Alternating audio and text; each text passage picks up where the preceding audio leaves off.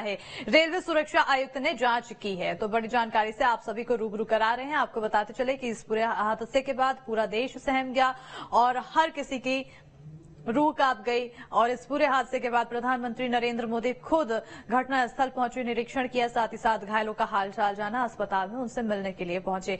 उनके द्वारा भी कहा गया कि जो भी दोषी होगा उसे बख्शा नहीं जाएगा। तो वहीं अब ये भी सामने आया है, यानी कि रेल मंत्री की तरफ से बयान देकर ये कहा गया है कि जो जिम्मेदार हैं उन लोगों की पहचान हो गई है, हादसे की वजह का पता भी चल गया है और आगे की जांच जारी है।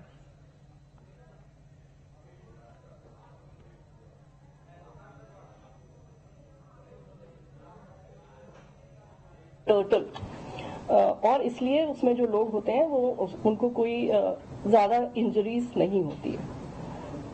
अनफॉर्चुनेटली इस केस में ये ऐसा हादसा हुआ कि इस स्पीड पे अगर पूरा का पूरा इम्पैक्ट ट्रेन के ऊपर आएगा तो कोई भी दुनिया में ऐसी कोई टेक्नोलॉजी नहीं है कि वो इस तरह के जंबलिंग अप को प्रिवेंट कर सके। तो मालगाड़ी बिल्कुल नहीं डिरेल हुआ क्योंकि आयरन ओर था वो।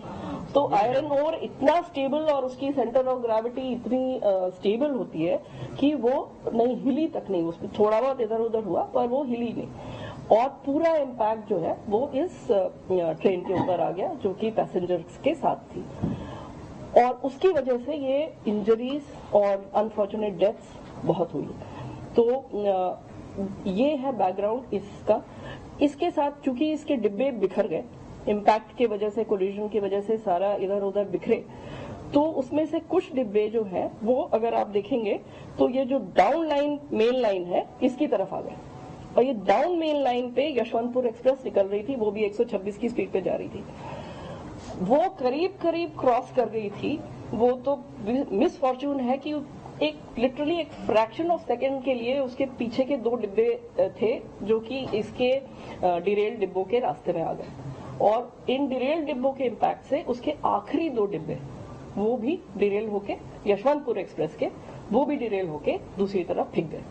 तो ये सारा इतनी स्पीड में और इतने मोमेंटम में था कि उसकी वजह से वो दो डिब्बे भी क्षतिग्रस्त हुए और उसमें भी कुछ लोगों को बहुत इंजरीज हुई, कुछ डेथ्स भी हुई।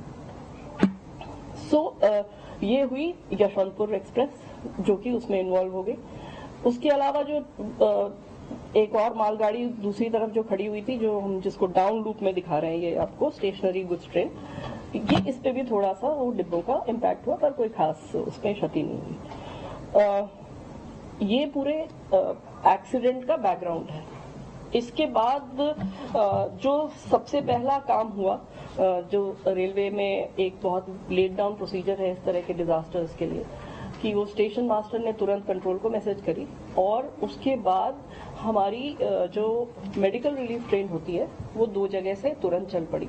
20 मिनट के अंदर वो गाड़ियां चल पड़ी।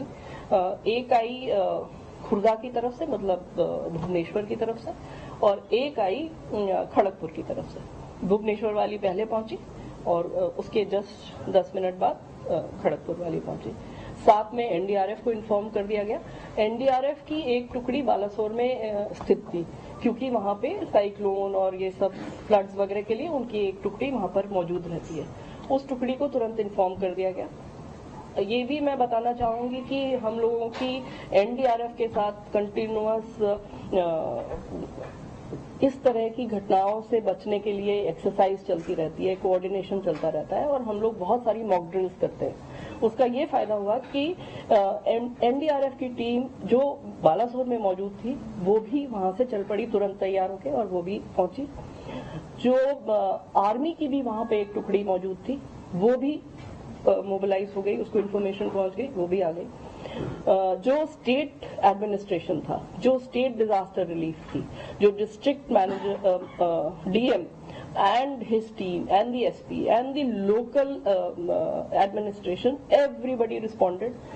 Locals जो वहां पे थे वो तो खैर they are the first responders, वो सारे locals आ गए and immediately जितने लोगों को वहां से निकाला जा सकता था उनको वहां से नजदीक के अस्पताल ले जाया जा सकता था, उसके लिए जो भी कार्रवाई करनी थी। तो रेलवे बोर्ड की तरफ से यहाँ पर प्रेस कॉन्फ्रेंस की जा रही है जहां इन्होंने जानकारी दी कि आखिर ये कैसा पूरा हादसा हुआ है। जांच की बात यहाँ पर कही जा रही है कि किस तरह से इस पर जांच की जा रही है और अब ये हादसे पे जांच ही बाकी है।